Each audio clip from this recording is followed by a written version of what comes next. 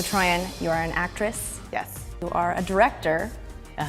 Producer, now screenwriter. Yeah, I guess you can actually say all those things and they're true. It's You're not, quadruple threat, girl. Wow, it's weird because this is my first feature film that's been produced, and I guess you can actually say those things. Yeah. It's cool. Fresh off Pretty Little Liars, Troian Bellisario can now add writer to her resume. She penned and starred in Feed, a project that hit close to home. You look sick. Did you eat? Don't. I need that. You've been very candid about the struggles that you've gone through. Was it an easy decision to put yourself in that role, or did you have some hesitancy? Definitely. Definitely had some hesitancy. A lot of people who love me had a lot of hesitancy. Yeah. They were like, why? But I think it was really important for me.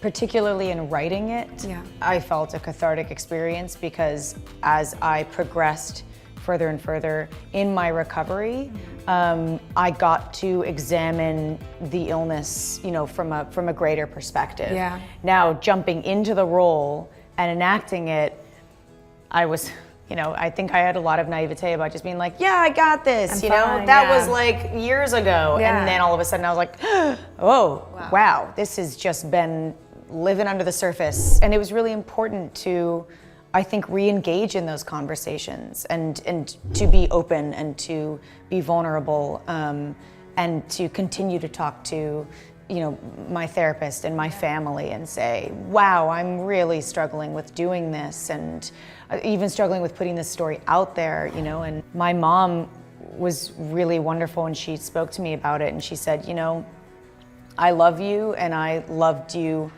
through your illness, but I didn't understand it until I read your script. Wow. So I'm really excited. She's gonna see the film. Oh, really? She's nervous and I'm nervous for her to see it. Even though this is not my story, it's very personal. Yeah. And she suffered through it in her own way next to me.